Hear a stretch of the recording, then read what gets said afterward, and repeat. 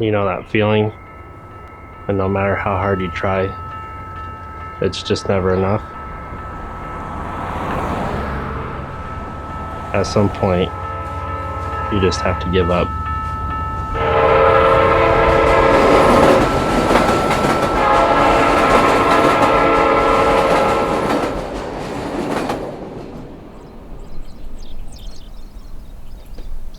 I grew up in a small town.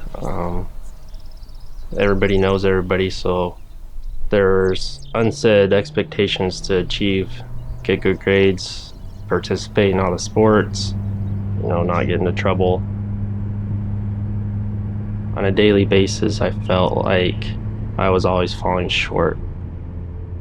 I always wanted to do it my way. I was always butting heads and not getting along and agreeing with what my parents had placed as far as rules to follow. And the night it got the worst, I got in an argument with my dad, and then it got physical.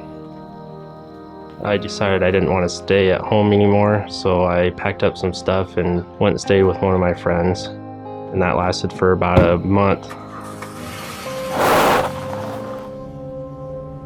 When I went off to college, I felt like I was going to finally have the opportunity to do things the way I wanted to do them and go down the path that I wanted to go down.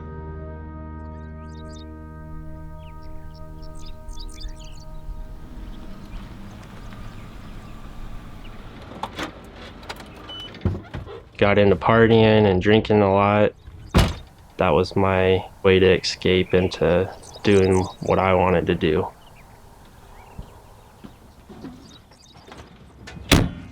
Met a girl, we got married, had a daughter. It still felt like something was missing. I always felt like there's this expectation to make more money, to provide a better home, and continue to go after the next successful job. I started working more and isolating myself. It kind of felt like I was back in high school, like I was chasing after these expectations and goals, and no matter what I did to achieve them, it was always not good enough.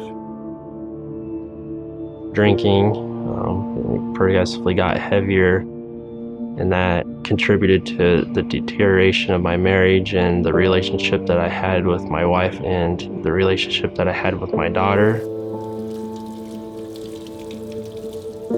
When I realized that my marriage was over, that there was no hope in restoring it, I felt like I had failed everything in life.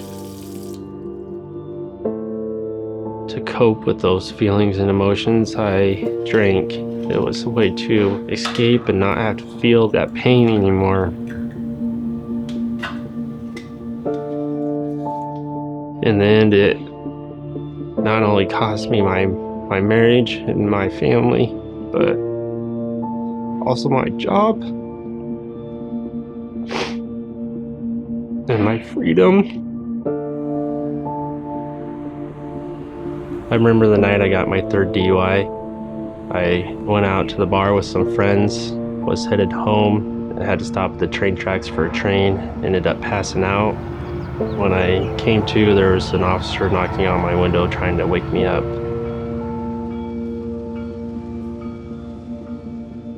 I told my sister about it, and she suggested rehab. At that point, I realized I needed to make a change. I was willing to do whatever I needed to make that change. While I was there, I met a couple guys, and they had personal relationships with Christ, and it was emotionally draining from being vulnerable and raw with the people that were there and digging through all those past emotions and resentment and anger. I think during my third week in rehab, it kind of just hit me that I didn't have to do it my way and be in control all the time, that I could allow somebody else to to be in control and to make those choices and to lead me down a better path, and that his way was better than my way.